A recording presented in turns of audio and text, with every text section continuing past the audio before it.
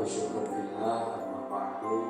Puja dan bersyukur bagi kita berkata salawat serta salam kepada junjungan kita yakni Nabi Muhammad sallallahu alaihi wasallam, tanpa kepada keluarganya, kepada para sahabatnya, dan kepada kita semua sebagai umatnya. Amin ya rabbal alamin.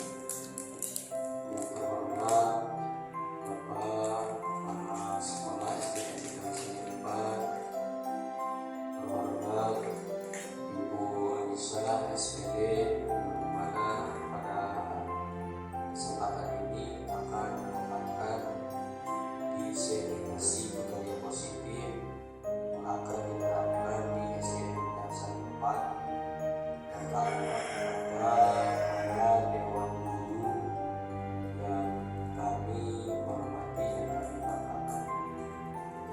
Baiklah, untuk memastikan waktu kegiatan ini, mari kita buka bersama-sama dengan mengucapkan basmalah bersama-sama. Bismillahirrahmanirrahim. Alhamdulillah, acara seminasi budaya positif yang kita berharap sudah dibuka. Mudah-mudahan acara ini bisa berjalan dengan lancar. Dan untuk selanjutnya, acara yang kedua yaitu sebelum pemateri memaparkan apa itu budaya positif, alangkah baiknya kita menyanyikan lagu Indonesia Raya terlebih dahulu. Kepada hadirin yang hadir, persilakan untuk berdiri.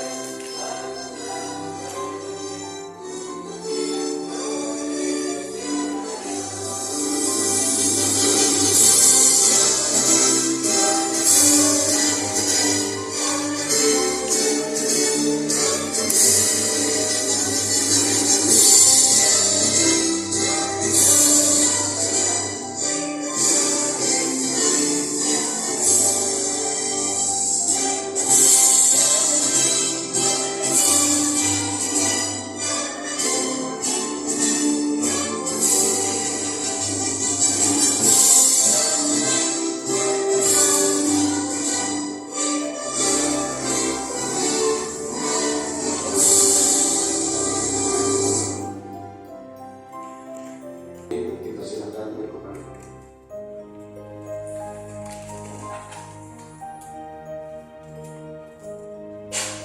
Baiklah, untuk selanjutnya yaitu sambutan dari Bapak Kepala Sekolah. Waktu dan tempat yang kami persilakan.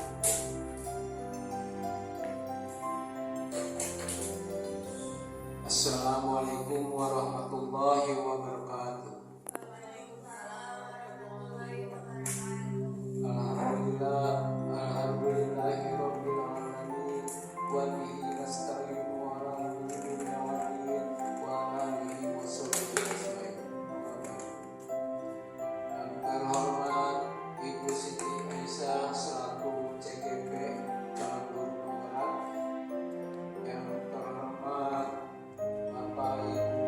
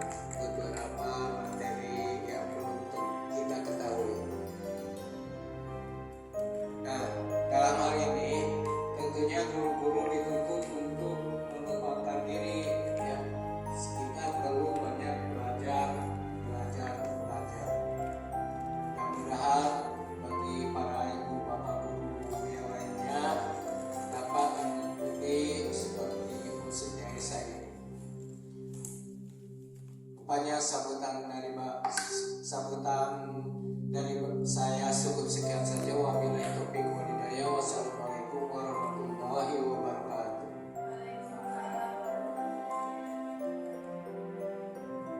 Terima kasih kami aturkan kepada Bapak Kepala Sekolah SDN Desa 4 telah mengisi sambutan pada kesempatan ini.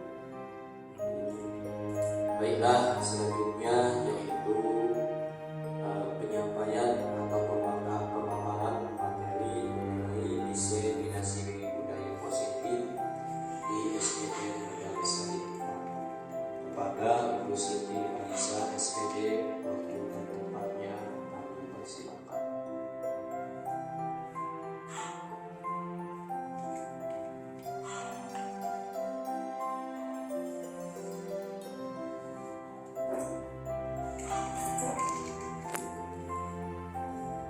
Assalamualaikum warahmatullahi wabarakatuh.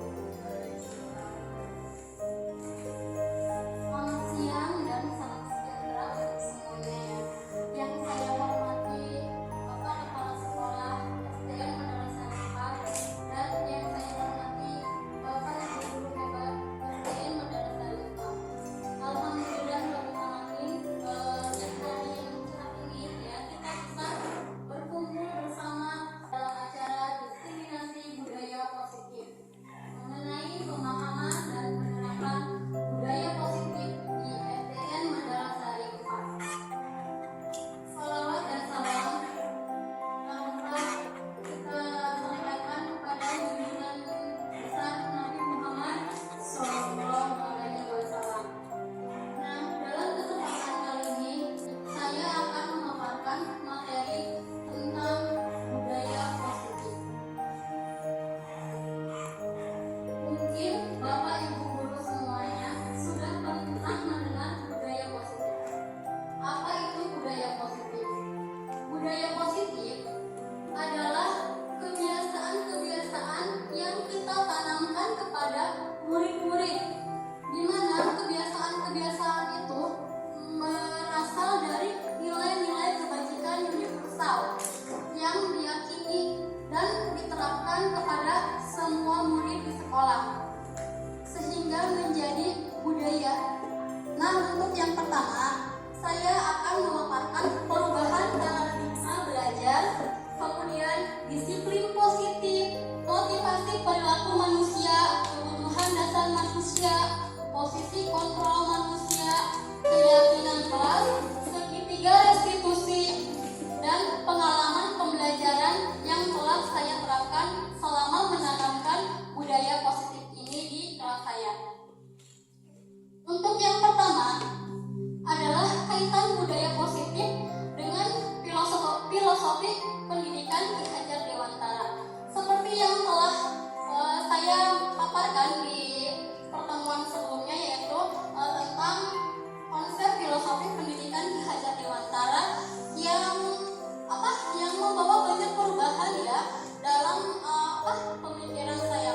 Yang awalnya saya selalu menuntut siswa untuk bisa nilainya bagus dalam setiap pembelajaran.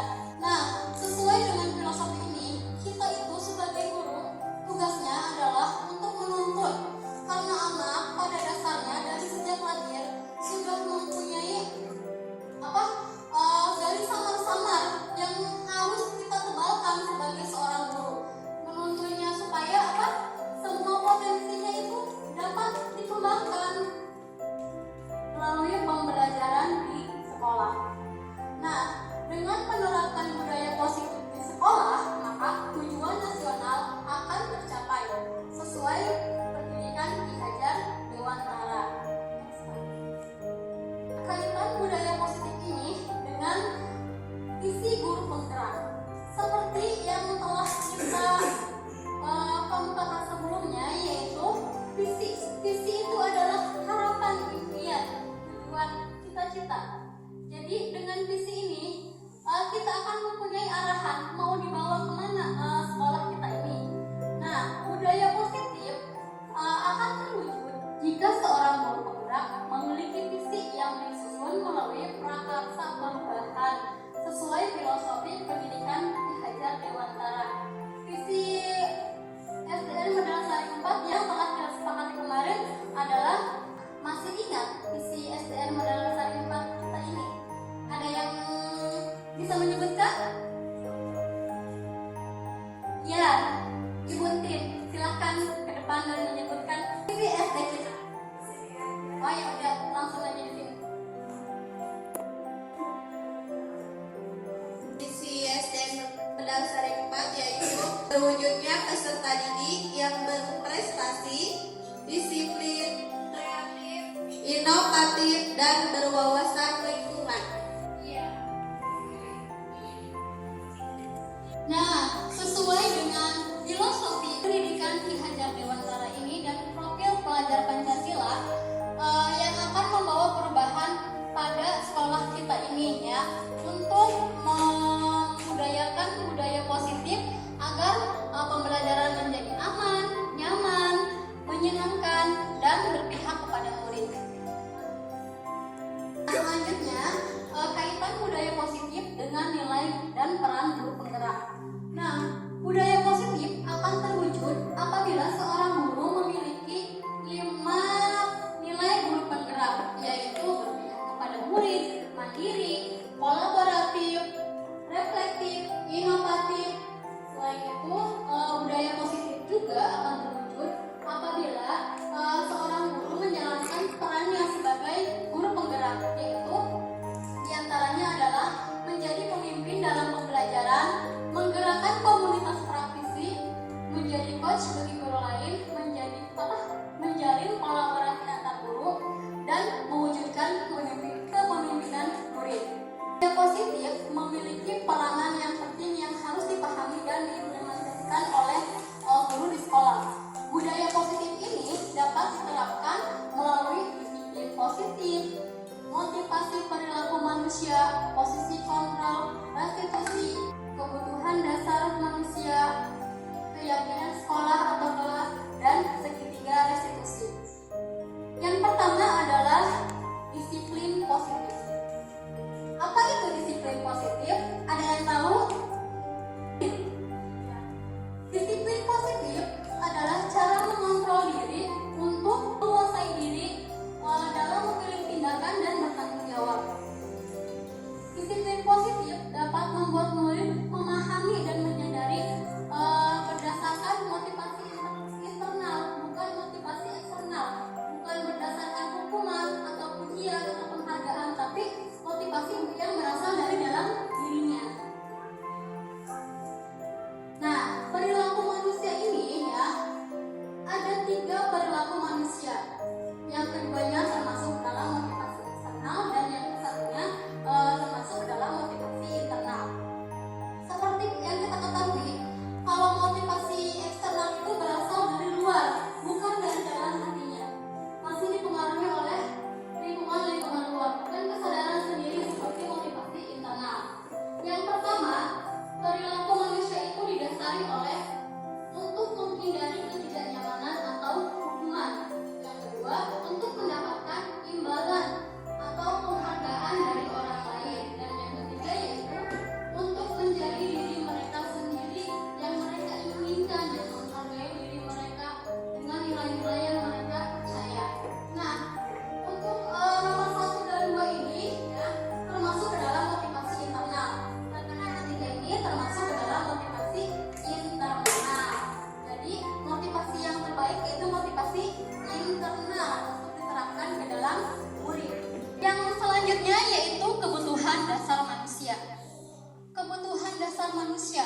Kita sebagai manusia pasti punya kebutuhan ya. Nah, setiap perilaku manusia itu mempunyai tujuan, sama seperti murid. Murid juga melakukan sesuatu itu pasti ada tujuannya.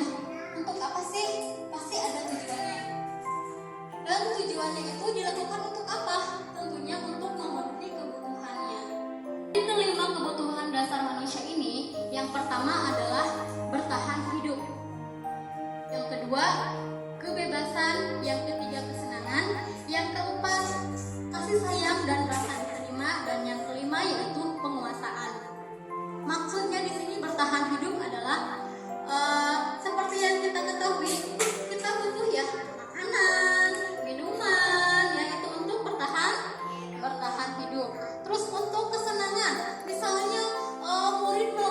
sesuatu, misalkan mengerjai temannya, itu kan untuk mendapatkan kepuasan dalam dirinya. Senang udah ngerjain si A gitu, jadi ada kepuasan tersendiri. Itu untuk memenuhi kebutuhannya. Jadi dibalik sikapnya siswa yang nakal, yang pendiam, yang takut, yang sering nangis, itu semuanya dilakukan untuk memenuhi kebutuhannya. Yang kedua yaitu kebebasan. Misalkan dalam pembelajaran, misalkan gurunya meminta murid untuk mengerjakan tugas, tapi dia tidak mau mengerjakan tugas dengan cara itu, maunya dengan cara yang lain gitu. Nah, itu juga adalah termasuk dalam kebebasan. Terus selanjutnya yaitu kasih sayang dan rasa diterima.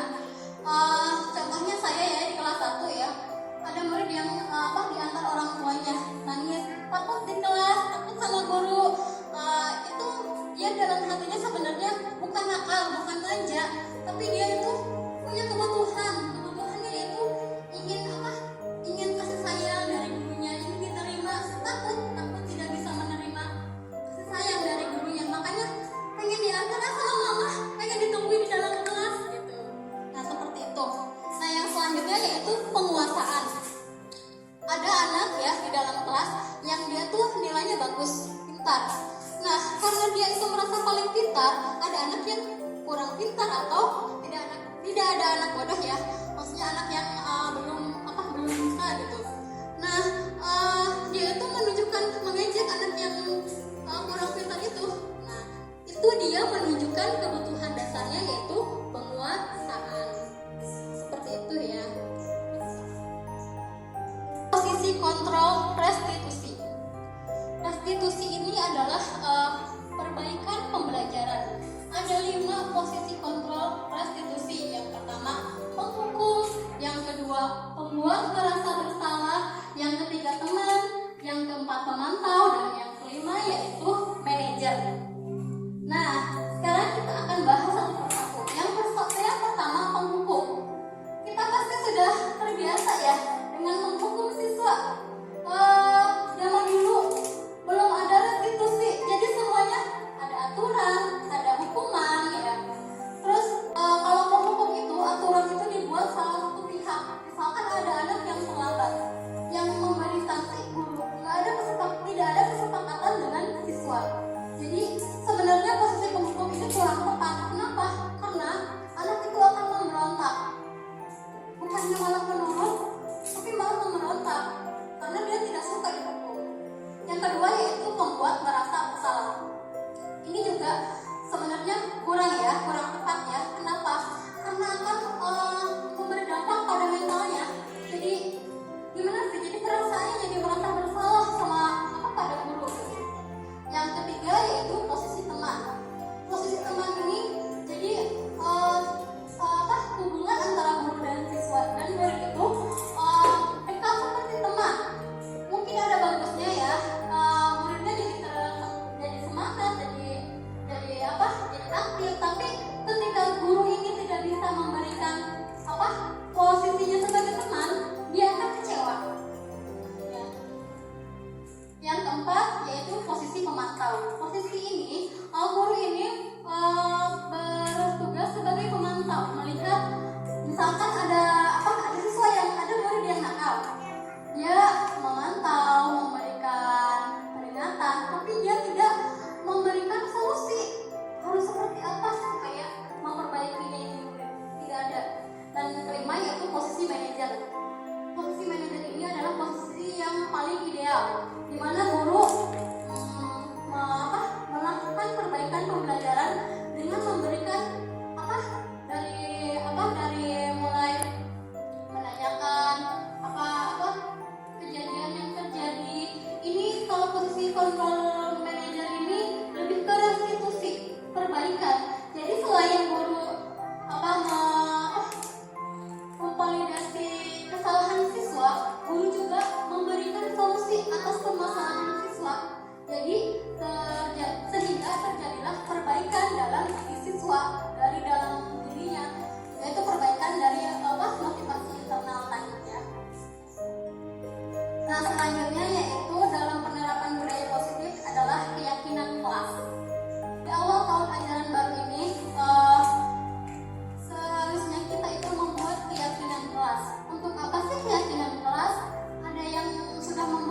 kelasnya. Nah, melalui penanaman budaya positif ini, kita bisa membuat keyakinan kelas, di mana tapi kalau dulu bukan keyakinan yang peraturan kelas ya. Sekarang saya mau tanya, kalau keyakinan dan peraturan sama apa tidak? Tidak. Kenapa beda? Apa bedanya?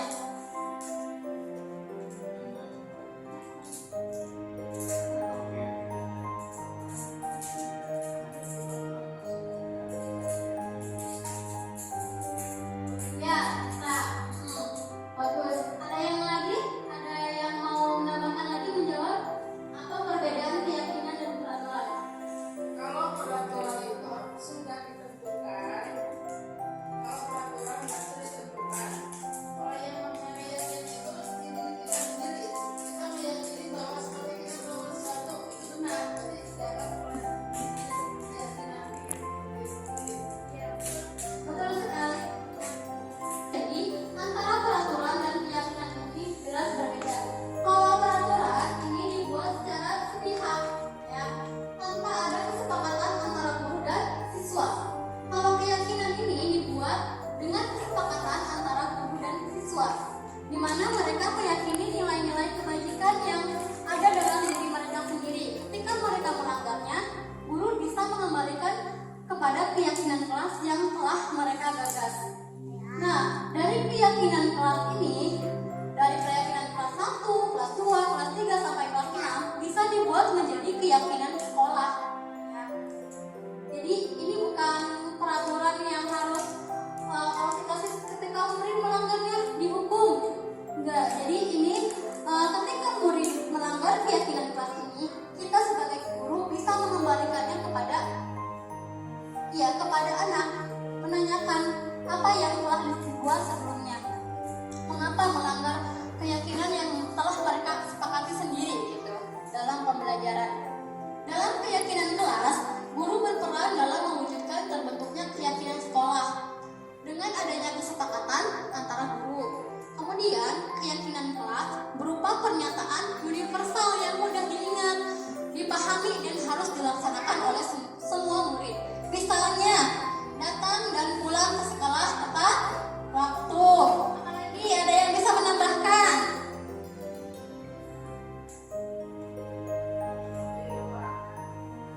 Saya teman. Ya, tidak boleh makan di dalam kelas. Memakai seragam sesuai aturan sekolah. ya, betul sekali ya. Nah, dari murid ini bisa dibuat suatu keyakinan kelas yang akan dijadikan sebagai keyakinan sekolah. Nah, untuk perlu dipahami dalam membuat keyakinan kelas atau sekolah ini ya, kalimatnya harus kalimat positif. Misalnya seperti ini, dilarang berjalan, dilarang berlarian di dalam kelas. Jadi jangan ada kata dilarang atau jangan makan dalam kelas. Jadi katanya harus berupa kalimat positif. Misalkan orang tua tidak boleh mengantar siswa ke dalam kelas. Kalau ke sekolah tidak boleh diantar Tidak boleh ada kata tidaknya ya. Contohnya misalkan kalau kalimat negatif itu kan ke sekolah tidak boleh memakai sendal. Nah, itu kan ada kata kalau kalimat positifnya ke sekolah harus memakai sepatu. Nah, kalau harus memakai sepatu berarti tidak boleh memakai yang lain gitu. Itu kata positifnya, ke sekolah harus memakai sepatu. Artinya anak itu tidak boleh memakai sandal ataupun yang lain selain sepatu, karena diharuskan ke sekolah itu diharuskan memakai sepatu. Contohnya seperti itu.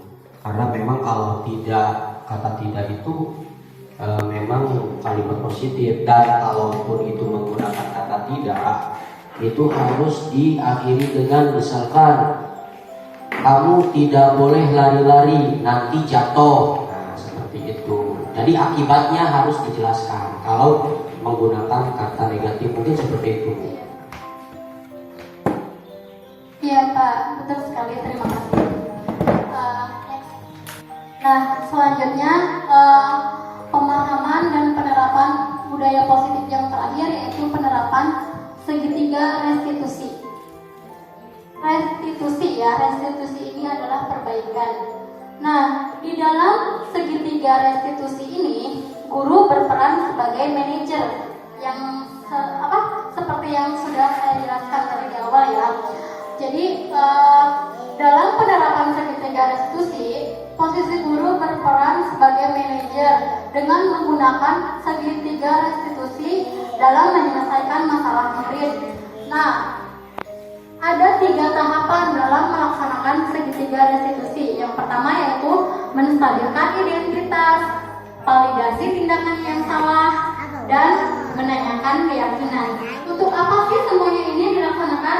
Tujuannya yaitu untuk menciptakan atau menanamkan kemandirian dan untuk menghasilkan murid yang mandiri dan bertanggung jawab. Nah, dari ketiga tahapan tersebut, contohnya ya, dari menstabilkan identitas. Yang pertama, kita jangan langsung bertanya dulu kepada siswa, langsung ke inti permasalahan. Jadi kita stabilkan dulu identitasnya, emosinya gitu ya, dengan menanyakan ya kamu jangan langsung kamu nakal atau gimana. Tapi setiap orang pasti pernah melakukan hal yang sama. Ibu juga kalau misalkan jadi kamu, ibu juga bakal melakukan hal yang sama. Itu contohnya kata-kata menstabilkan identitas. Yang kedua yaitu validasi tindakan yang salah. Nah, dalam validasi tindakan yang salah, kita menanyakan kepada siswa, kamu melakukan hal itu pasti punya alasan. Yang lainnya yaitu ibu bangga kamu melakukan hal seperti itu dan tidak melakukan hal yang lebih buruk dari itu. Nah, itu contoh dari kata-kata validasi tindakan yang salah. Yang terakhir yaitu menanyakan keyakinan kelas. Jadi kita kembalikan lagi murid itu kepada keyakinan kelas yang sudah dibuat sebelumnya. Iya. Jadi keyakinan kelas apa sih yang sudah kamu langgar? Keyakinan kelas apa? Keyakinan kelas apa yang sudah kamu langgar? Terus kamu ingin menjadi seorang apa? Jadi dikembalikan lagi. Jadi dari siswa kembali lagi kepada dari murid kembali lagi kepada murid, seperti itu. Nah, selanjutnya untuk slide yang terakhir yaitu ada video supaya lebih memahami ya. Ya, Ibu dan Bapak guru hebat. Dalam penerapan disiplin positif, program yang dikembangkan adalah 5 posisi kontrol. 5 posisi kontrol dalam restitusi adalah proses perjalanan seorang pendidik agar dapat mengenali dirinya. Pada video kali ini, kita akan membahas tentang 5 posisi kontrol yang dikembangkan oleh Diane Gosem dan contoh penerapannya.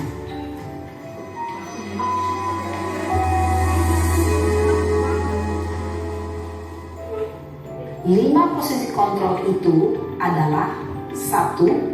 Posisi penghukum, 2. Posisi pembuat merasa bersalah, 3.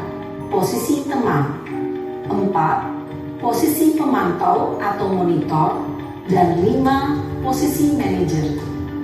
Untuk lebih memahami kelima posisi tersebut, mari kita saksikan kasus Naren yang terlambat hadir 20 menit di sekolah dan melihat bagaimana kelima posisi kontrol dalam menghadapi masalah tersebut.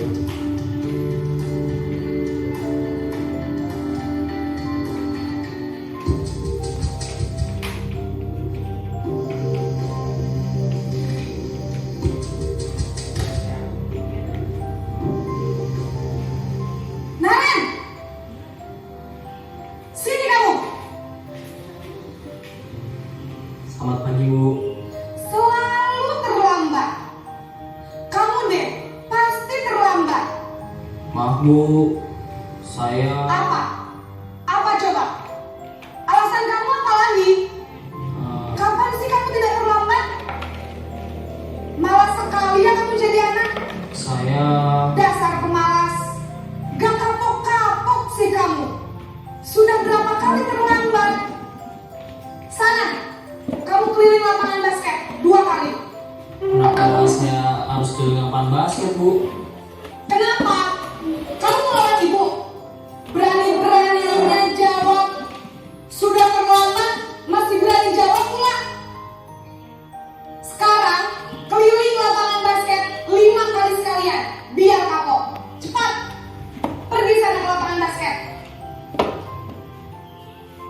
Posisi penghukum biasanya berbicara dengan nada tinggi, menghardik, menunjuk-nunjuk, menyakiti, dan menyindir.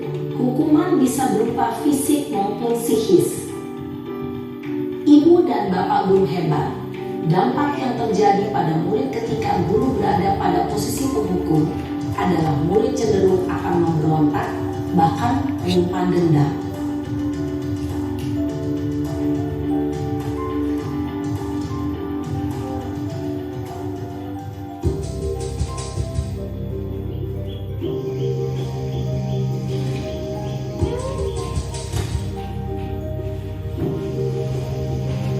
Naren!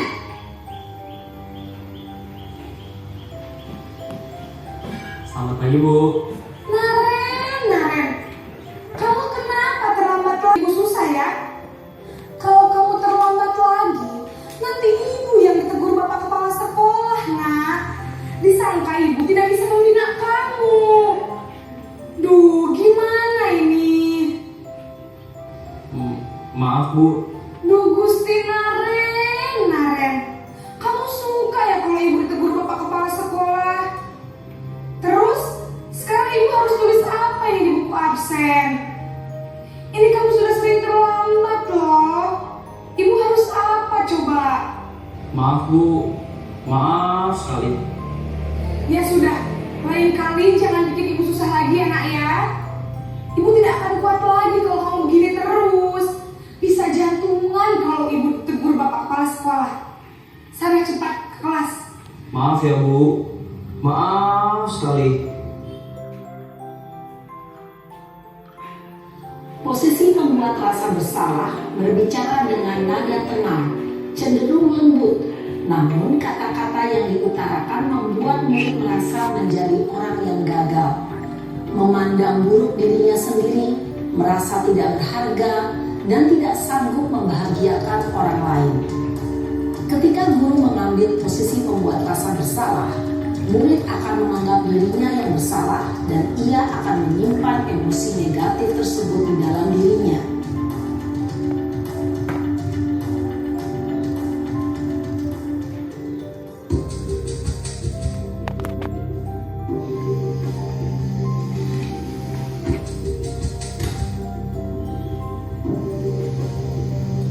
Naren!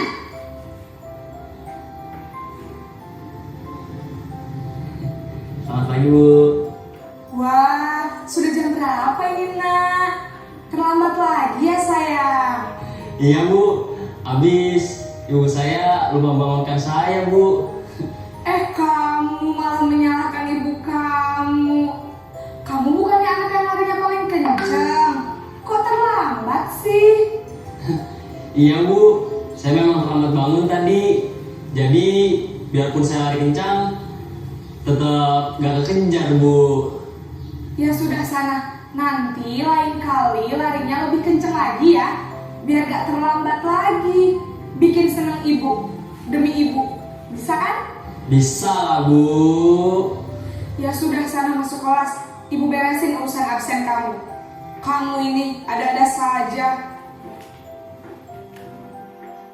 Dalam posisi teman, guru berbicara dengan nada suara ramah, akrab, cenderung bersenda gurau untuk menjaga suasana tetap santai. Murid akan merasa senang, aman, dan akrab dengan guru. Identitas yang tercipta adalah identitas sukses atau berhasil. Namun, perlu diingat, karena ini masih dorongan eksternal. maka ada faktor ketergantungan dari murid kepada orang tertentu. Di sini guru absennya, sehingga di lain waktu murid bisa berperilaku baik, namun hanya kepada orang-orang tertentu saja.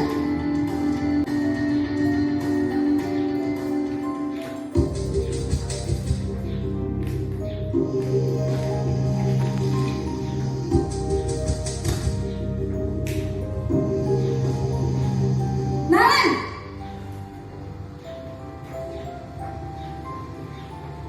Selamat pagi, Bu. Naren, apa peraturan sekolah kita tentang jam berapa kita harus masuk sekolah, nak? Kita harus di sekolah jam 7, Bu. Iya betul, sekarang sudah jam 7.20. Naren sudah tahu konsekuensinya jika terlambat hadir. Paham, Bu. Saya harus tinggal kelas pas jam istirahat selama 20 menit. Iya benar, konsekuensinya demikian. Jadi nanti jam 9.30 pas istirahat, kamu harus tinggal di kelas, kerjakan tugas tambahan untuk ketertinggalan kamu, ya? Baik, Bu. Posisi pemantau mengandalkan penghitungan atau data untuk mengontrol murid. Guru mengarahkan murid berdasarkan peraturan dan konsekuensi. Seorang pemantau menunjukkan bahasa tubuh dan ekspresi wajah yang datar dan cenderung formal.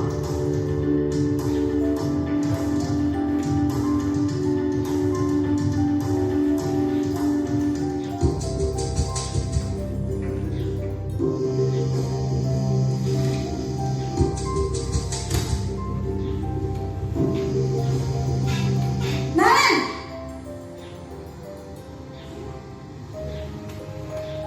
Selamat pagi, Bu. Selamat pagi, Naren. Maaf, Bu. Saya terlambat. Iya, sekolah masuknya jam 7, sekarang sudah jam 7.20. Jadi sekarang bagaimana ini, Naren? Maaf, Bu. Saya lupa setel alarm saya semalam. Baiklah, menurut kamu, keyakinan sekolah yang mana yang perlu kamu tingkatkan? Menghargai diri sendiri dan orang lain mungkin ya, Bu. Setuju. Jadi, apakah Naren meyakini prinsip saling menghormati tersebut? Iya, Bu. Saya meyakininya. Apakah Naren bersedia memperbaiki masalah keterlambatan ini? Bersedia, Bu. Bagaimana kamu akan perbaiki masalah keterlambatan ini? Saya akan coba untuk tidak lupa menyetel alarm saya, Bu. Baik, kalau Naren lupa menyetel alarm di rumah, ada orang yang kira-kira bisa bantu mengingatkan tidak? Ada, Bu. Kakak saya, Kak Emma. Ada lagi selain Kak Emma? Selain Kak Emma, ada ibu saya. Baik, jadi yang mengingatkan Naren adalah Kak Emma dan ibu kamu ya? Kira-kira akan mulai setel alarm kapan nih, Naren? Setelah pulang sekolah, akan segera saya lakukan. Baik, jadi Naren akan setel alarm untuk bangun besok pagi dan akan diingatkan oleh kakak dan ibunda Naren ya. Ada lagi yang mungkin perlu dilakukan, Naren, agar tidak terlambat bangun lagi? Tidak ada, Bu. Baik, Naren, terima kasih untuk kerjasama kamu. Sekarang kamu perlu kembali ke kelas untuk belajar. Baik, Bu. Terima kasih. Posisi manajer adalah posisi kontrol yang disarankan untuk membimbing murid memiliki sikap disiplin yang positif, yaitu murid yang mandiri, bertanggung jawab, dan dapat memecahkan masalah. Tujuan dari posisi ini adalah agar murid dapat berefleksi atas tindakannya. Guru akan dengan tulus memberikan pertanyaan-pertanyaan bermakna, sehingga membuat murid dapat belajar dari kesalahannya dan mencari sebuah solusi untuk menyelesaikannya. Demikianlah pemaparan materi diseminasi budaya positif tentang penerapan dan pemahaman serta implementasinya dalam pembelajaran di sekolah. Semoga materi ini bermanfaat dan membawa ide atau gagasan kita sebagai guru untuk dapat menerapkannya di sekolah kita ini. Terima kasih atas perhatiannya, terima kasih atas waktunya Bapak Ibu guru hebat yang telah menyediakan kesempatan kepada saya untuk dapat berdiri di sini memaparkan materi budaya positif. Terima kasih. Assalamualaikum warahmatullahi wabarakatuh. Ya, kami aturkan terima kasih kepada Ibu Siti Aisyah SPD yang mana telah memaparkan materi mengenai diseminasi budaya positif.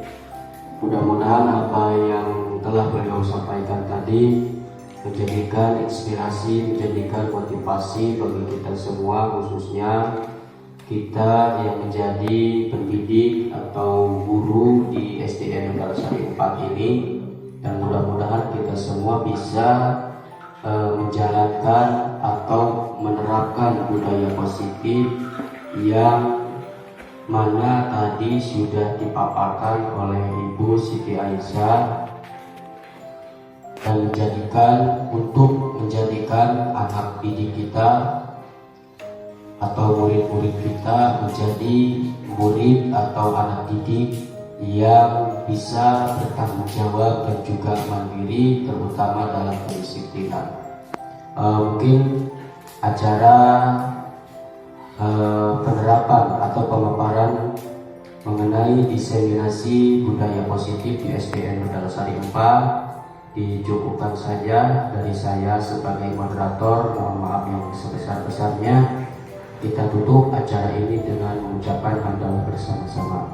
Alhamdulillahirabbil alamin. Dari saya cukup sekian. Billahi taufiq wal hidayah. Wassalamualaikum warahmatullahi wabarakatuh.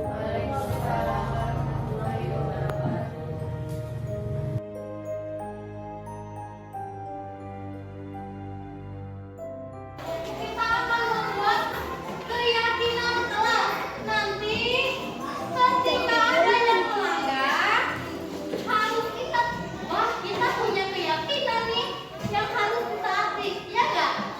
Ya enggak? Misalnya apa Bu? Misalnya tidak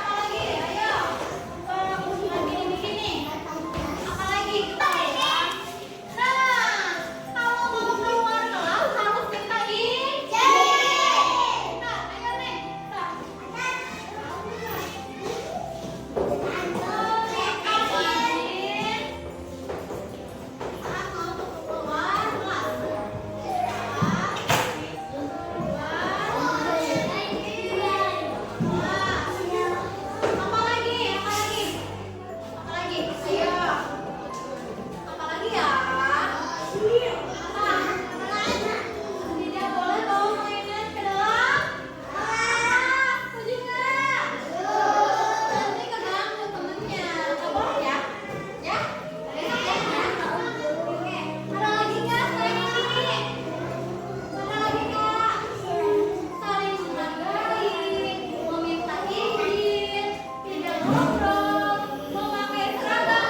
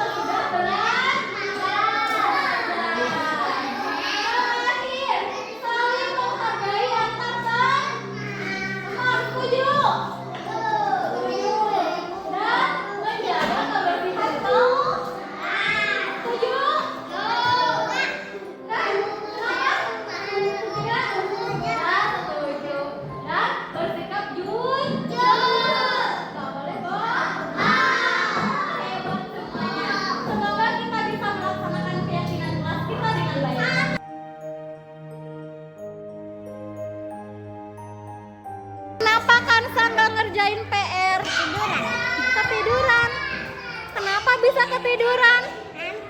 Ngantuk. Kenapa bisa ngantuk? Emang semalam Kansa tidur jam berapa? Jam 10. Ngapain aja? Apa? Main HP?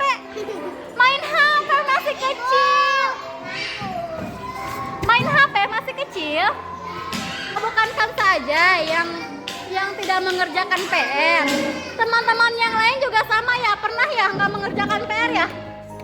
Pernah ya? Pernah nggak? Pernah. Ibu juga waktu sekolah dulu pernah nggak ngerjain PR. Perbuatan Kansa ini sama nggak sama keyakinan kelas yang sudah dibuat tadi? Sama nggak? Sama. Melanggar tidak? Melanggar, pinter. Nah, terus gimana Kansa memperbaikinya? Jadi apa? Kansa tidurnya lebih sore. Kakinya sayang, kakinya. Supaya apa? Supaya nggak ngantuk, supaya nggak kesiang, supaya PR-nya nggak lupa dikerjakan. Iya. Mulai kapan Kansa mau tidur lebih awal? Mulai kapan? Mulai hari ini? Mulai hari ini Kansa tidur lebih awal malamnya ya. Terus mengerjakan PR ya. Ya? Setuju? Iya, bagus.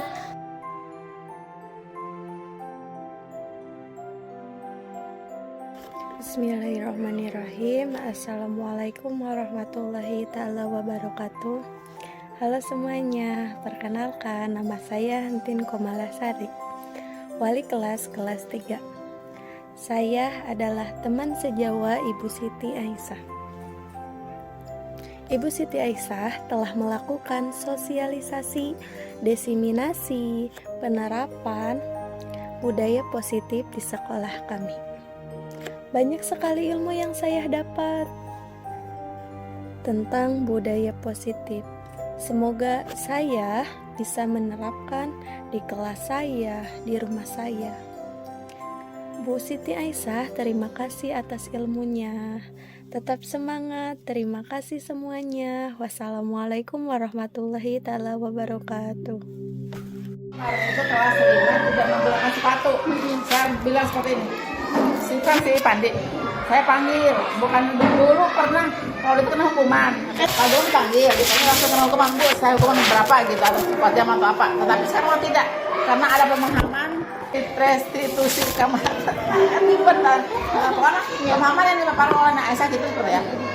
Yang dipaparkan oleh Aisyah kemarin, saya dapat mengembangkan dari segi emosi saya, karena kalau dulu anak tidak menggunakan sepatu ataupun tidak pakaian lengkap waktu olahraga, anak tersebut harus dihukum. Tetapi sekarang anak dipanggil, saya seperti ini ngomongnya, Pandi, kenapa kamu tidak pakai? Biasanya kalau pakai olahraga seperti apa? Berarti pakai sepatu, pakai baju olahraga, dan juga menggunakan sepatu. Berarti kamu sekarang tidak pakai sepatu. Bagaimana? Oh iya Bu, kata anak itu. Saya iya tidak menggunakan sepatu karena lupa, karena kebiasaan. Nah, saya itu kalau dulu mah suka ditegur, sekarang berarti dia aja yang itunya yang punya inisiatif. Iya Bu, nanti di minggu depan berarti saya harus menggunakan sepatu, karena yang namanya olahraga itu menggunakan sepatu, pakaian olahraga, dan selengkapnya. Seperti itu mungkin Bu.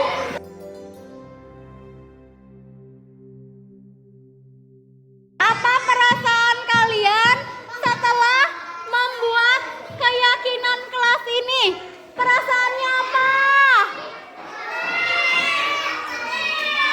Perasaannya apa? Apa?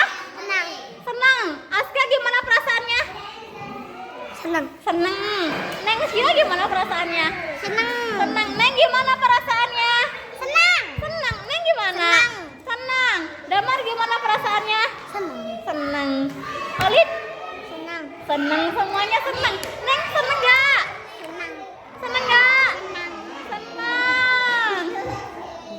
Neng gimana perasaannya? Iya, pintar, senang semuanya. Empet, gimana perasaannya?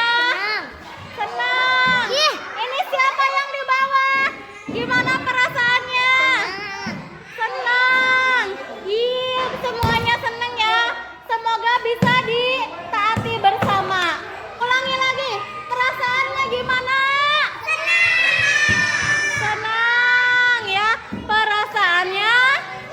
tenang.